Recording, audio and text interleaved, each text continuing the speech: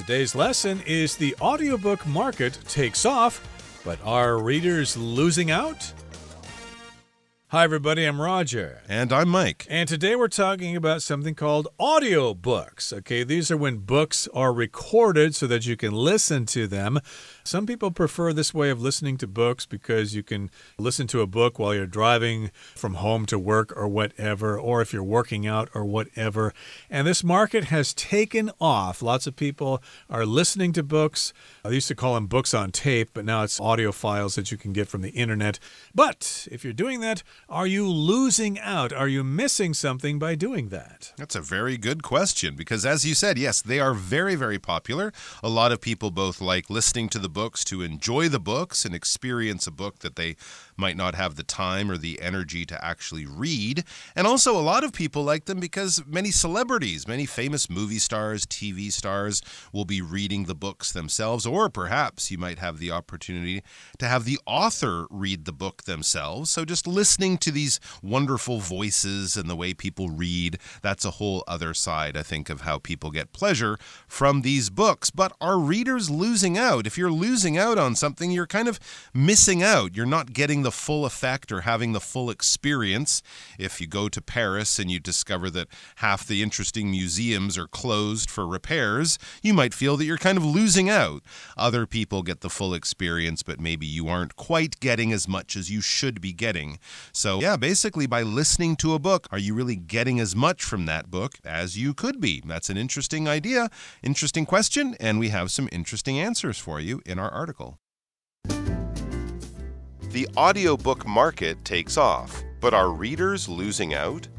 The global audiobook market was valued at around $7 billion in 2023 and is projected to grow to $35 billion by 2030.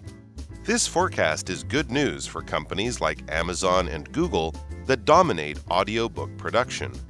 But the implications for readers may be less positive. 大家好，第一部分介绍名词 forecast， 它的意思是预测或是预报。例如 According to the weather forecast, we can expect heavy rain tomorrow. 根据天气预报，明天预计会下大雨。或者 According to the weather forecast, tomorrow will be a warm, sunny day. 根据气象预报，明天会是温暖晴朗的天气。接着看到动词 dominate， 表示主导或是在点点点中占首要地位。例如 The boxer trained hard to dominate his next opponent in the ring. 拳击手努力训练，以在擂台上主宰他的下一个对手。或是 The large corporation aims to dominate the market with its versatile products.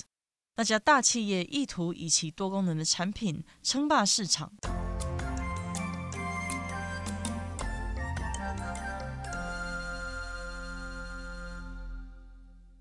Here in the first paragraph, it says, the global audiobook market was valued at around $7 billion in 2023 and is projected to grow to $35 billion by 2030. So that's like a 5-fold increase by the year 2030 in 7 years. And indeed, that means more and more people are listening to audiobooks. And if you want to download an audiobook, you probably have to pay for it. It's not going to be free. So therefore, lots of companies are interested in providing content for people who want to enjoy books that way. This forecast, it says, is good news for companies like Amazon and Google that dominate audiobook production. So obviously, making 5 times as much money in 7 years as they do now is good news. So that forecast, that prediction, forecast is kind of like a prediction, but a bit more of a prediction based on a lot of data and a lot of analysis and a lot of knowledge of something. When we get a forecast from a weatherman or something on TV or a weather person on TV, we know that this is backed up by science and satellites and all sorts of technology. So we have a reasonable level of confidence in something, but it is still a very educated guess. So this prediction, this forecast of growth in the audiobook market is good news for companies in that market, companies like Amazon and Google. And these are big companies. We know that because they dominate production of audiobooks. And if you dominate something, that means you do most of it. You control most of it. You're the biggest player in that market, in that area in that business. All right, so if something dominates the landscape, you could say Taipei 101 dominates the Taipei skyline. If you look at Taipei from a long way away, you'll see many tall buildings, but wow, one building really stands out. One building is much more noticeable than the other ones, and that would be, of course, Taipei 101. So there are other companies that do audiobook production, but many of them are quite small, and Amazon and Google are the big players, the big boys in town. So this is good for them, but the implication for readers may be less positive. As audiobooks become more popular, the companies that make them will get richer, but the implications, what this means for readers, may be less positive. Implications are kind of like consequences, what this means for someone.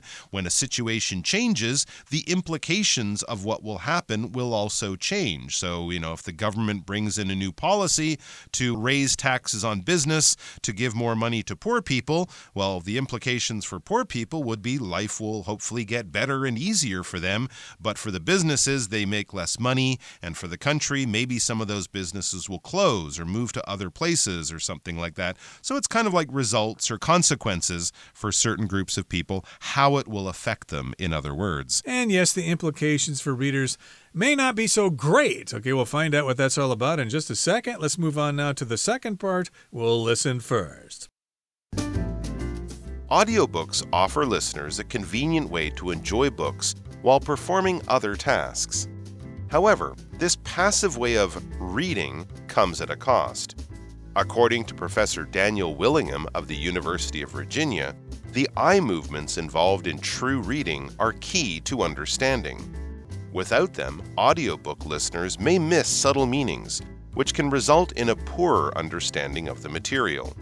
One factor in the audiobook market's growth is the casting of celebrities as audiobook narrators. Various big-name actors, including Tom Hanks and Nicole Kidman, have already lent their voices to classic works. This helps draw in new listeners, but also likely overshadows the words themselves. As the critic Maris Kreisman recently noted, the ideal narrator is someone who enhances the experience of listening to a book, rather than pulling attention away from it.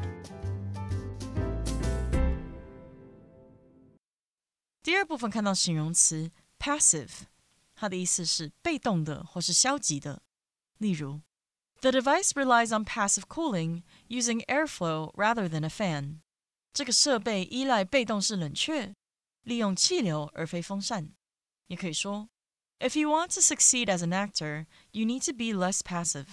你如果想要成为一个成功的演员，就不能再那么消极。继续介绍形容词 subtle， 表示细微的、不易察觉的，也可以是巧妙的的意思。可以说 Critics noticed subtle changes in the young singer's voice. 乐评注意到那位年轻歌手声音的细微改变。又或者说 The movie was subtle in its references to current political affairs. 这部电影微妙地参考了时下的政治事件。再来看到名词 critic， 意思是评论员或是评论家。例如 My uncle is a film critic for a major newspaper. 我叔叔是一间大报社的影评。再看一个例子 Many critics did not like the actor's newest movie. 许多评论家不喜欢这位演员的最新电影。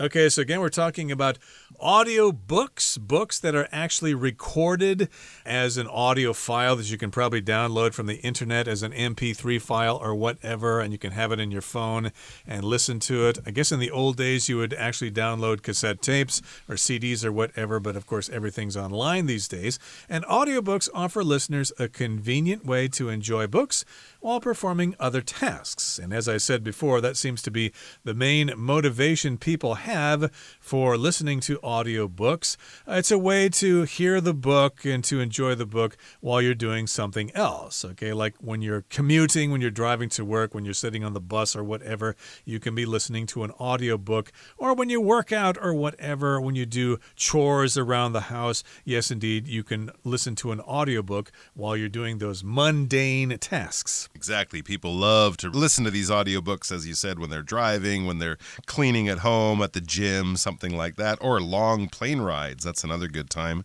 to maybe enjoy them. However, it says, and here's some of the implications that may be less positive for readers. However, the passive way of reading comes at a cost, okay? So yes, it might be very convenient to be able to enjoy a book and not have to actually sit in a chair and read it with your eyes. You can enjoy it while you're doing other things, while listening to it.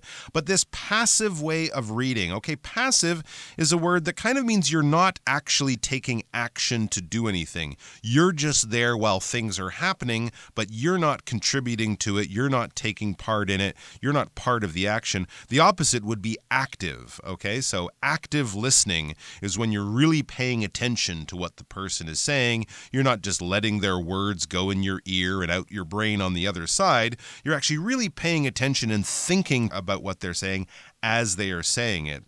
Passive exercise would be use my own body weight or something like that. If I stand up from my chair, I'm going to get exercise that way, whereas active would be, like lifting weights or running on a machine or something like that. So passive reading, just listening to words, you're not actually reading. Active reading would be using your eyes, read the sentences and the words, but passive would basically just be listening. It comes at a cost, so it has disadvantages. When something comes at a cost, we're kind of saying, yeah, it's not all good. There's a bad side, there's a downside. There are some negatives to this very convenient and relaxing way of enjoying a book. Yep, there's a sacrifice involved, something you're going to miss out on. Let's talk about an expert here. We've got Professor Daniel Willingham of the University of Virginia. And according to him, the eye movements involved in true reading are key to understanding. Okay, I never thought about it this way, but yes, indeed, as you're reading, your eyes are moving across the page, left to right or up and down if you're reading a Chinese book. In this particular case, you've got the eye movements, the way you move your eyes to actually read the words and to comprehend them, to see them and to interpret them in your brain.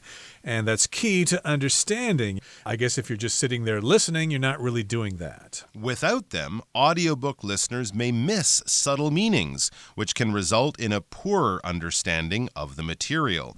So without these active things going on, without these eye movements that are a key to understanding, audiobook listeners, those who are reading passively, may miss subtle meanings. They miss hidden meanings. If something is subtle, it's not obvious. It's not right out in front so everyone can see it. It's a little bit hidden. It's a little bit undercover. It's not being so loudly stated or clearly stated. It's kind of in there. Often when you watch a child's cartoon, they might put in subtle little jokes that only the parents will understand, right? The kids will still be laughing at the crazy actions on the screen, but just the way people say or the name of a character might be kind of funny in a way that only grown-ups will understand it. Only people of a certain age will get that hidden meaning, that subtle meaning. And that's kind of what they're saying can happen here when you're doing passive reading. You're not actually seeing the words, right? And sometimes words can have two meanings. The way you spell a word can give you another idea to it, that kind of thing.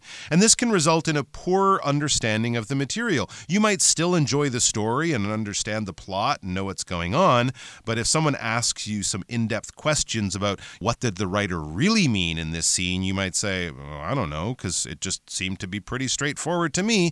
That means you probably missed some of those subtle or hidden meanings. Let's move on now to the next paragraph. It says, one factor in the audiobook market's growth is the casting of celebrities as audiobook narrators. Okay, so if you have an audiobook, of course, you need to have somebody read the material, and they're often referred to as narrators. Okay, a narrator, of course, is somebody who tells the story, and sometimes the narrator will stop so that somebody else can say something. In this particular case, it's the person who kind of tells you what's happening, and then other people may have lines to say or something like that. These are the readers of the books, the people who have actually read the books, and their voices have been recorded. Very interesting.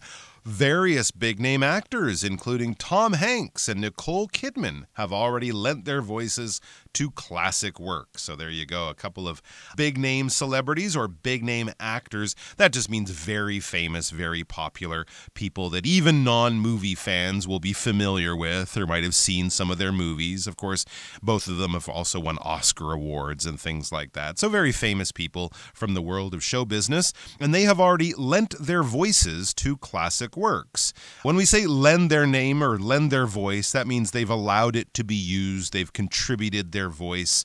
Their voice is in there in the work. So they're not just acting on screen, but they're also reading stories, maybe stories they wrote themselves. I know Tom Hanks has written a few books, or else they're just reading books that they particularly love, or maybe books just that they were paid a lot of money to read, but they're basically giving their time and their talents and their voice, in this case, to read some of these classic works, some of these very famous stories. So even people who might not be interested in the book or the author or the story, they might come to it just because they're really big Nicole Kidman fans or something like that. Right. This helps draw in new listeners. It helps attract new listeners, but it also likely overshadows the words themselves. So to overshadow just means it's more noticeable, and the other thing is just in the shadows, you don't really notice it so much, and indeed they may be more interested in listening to hearing Tom Hanks' voice, and they aren't so much interested in what they're actually reading, and if you ask them questions about what they just listened to,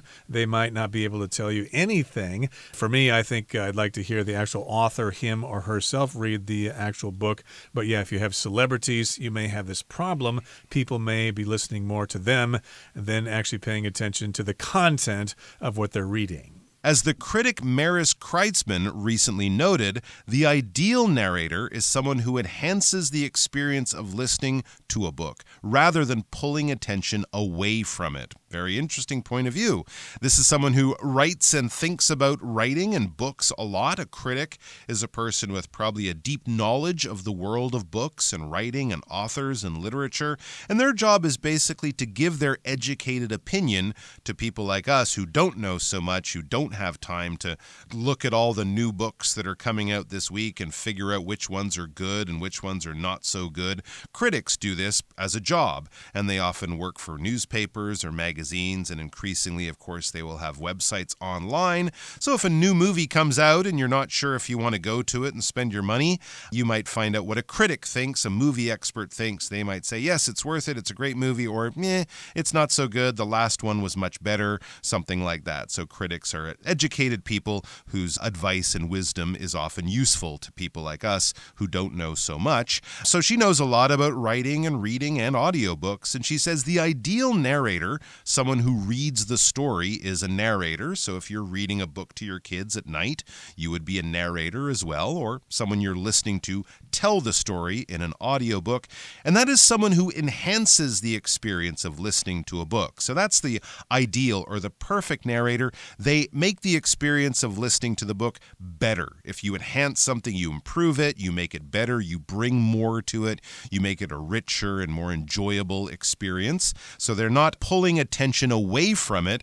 Just by being famous, they're kind of getting the fans just to listen to them, and the fans are so busy going, wow, Tom Hanks has such a great voice, that they're not actually paying attention to the story. I don't know, I think you'd have to be a real fan of that actor to have your attention totally pulled away from the story. But I get the point. It's kind of like in movies, right? When they have unknown actors playing a character, it's much easier for you to kind of enjoy it rather than just having, oh, look, it's Tom Hanks and now he's a fighter pilot or something like that. It kind of pulls you in, allows your imagination to be more rooted in the story and not so much in how the story is being told. Okay, that brings us to the end of the second part of our lesson for today.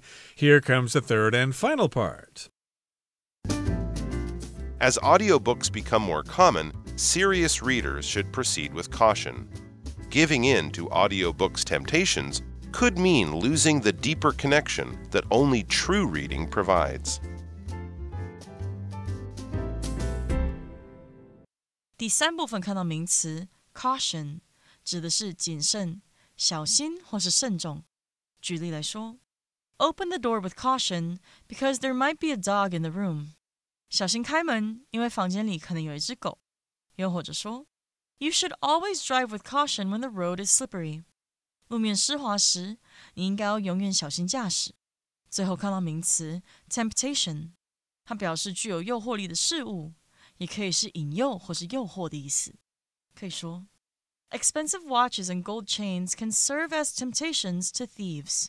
昂贵的手表和金链可能会成为小偷的诱惑。最后一个例子 ，Josh gave in to temptation and had a second piece of chocolate cake。Josh 屈服于诱惑，吃了第2块巧克力蛋糕。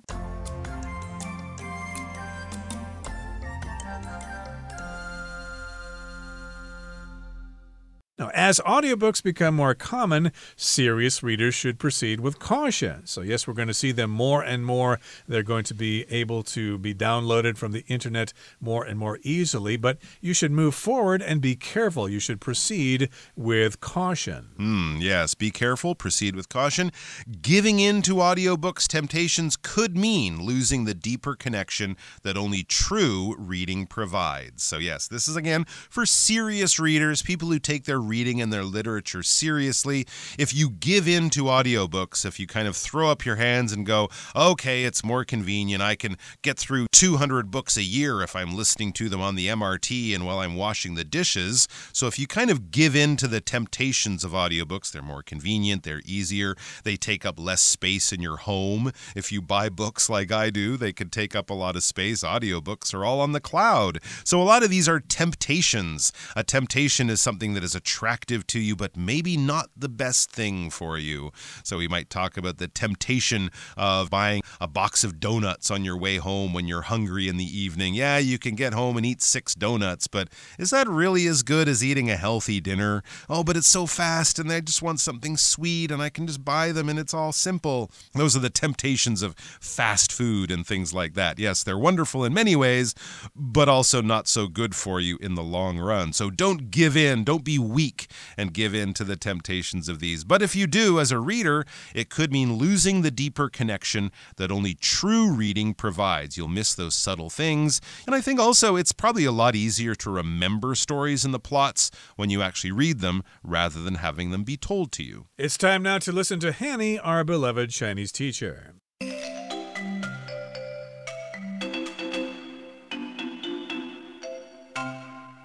各位同学大家好，我是 Hanny。 我们来看今天的文法重点。课文一开始提到，全球有声书市场价值预计到2030年将成长到350亿美元。那这项预测对亚马逊和谷歌等主导有声书制作的公司来说是个好消息。那么文中用到动词 dominate 它表示主导。那我们来学一下它的字根，看到 dom 或者是 domin 这一类的字根表示统治、控制或者是房屋、房舍，都是跟领地有关。那么在 dominate 这个字当中 domin 这部分表示统治， ate 是动词字尾，那么合在一起 dominate 它具有支配、主导或者是在什么当中占有首要地位的意思。我们如果把这个字尾 ate 改成形容词字尾 ant 变成 dominant， 则是用来形容占支配地位的、主宰的或者是占优势的。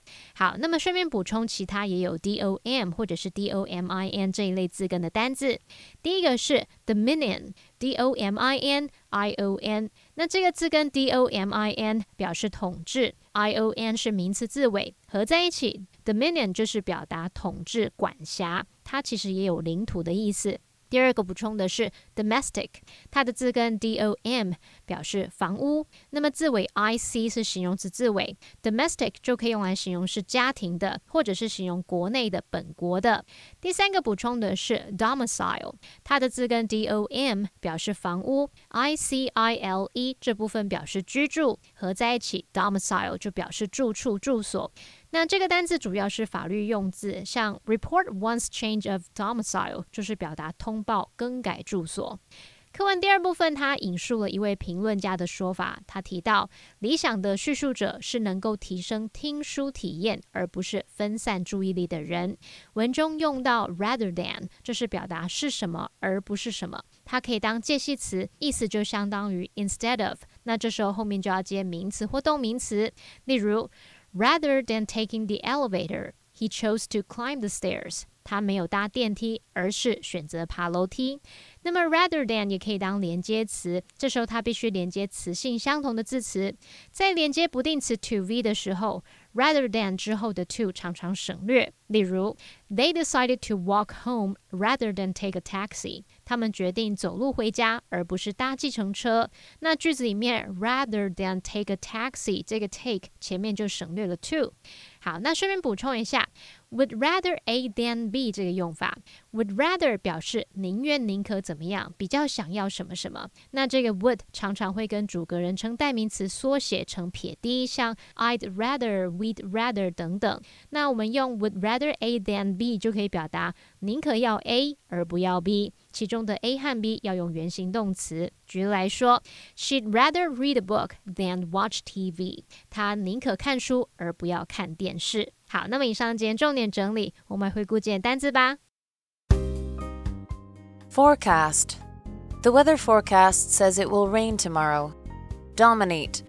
Big companies often dominate small local markets. Implication. Failing to address this problem now could have serious implications later. Passive.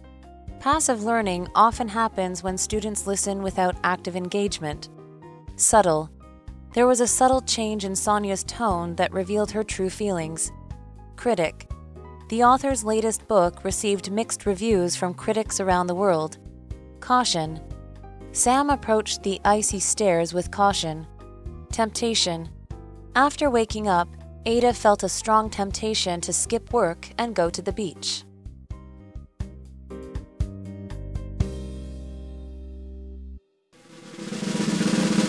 Discussion Starter starts now!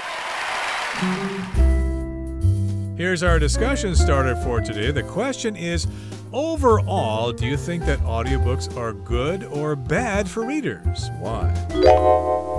I think audiobooks do more harm than good because people might feel that they've really experienced a work of literature, but they haven't really gone much beyond the surface because they miss a lot of those subtle and hidden meanings. Well, I believe the positives of audiobooks outweigh the negatives, considering that if people do listen to audiobooks, they might actually learn more things than if they didn't read at all. Sometimes people like to hear things and not sit there and read them silently.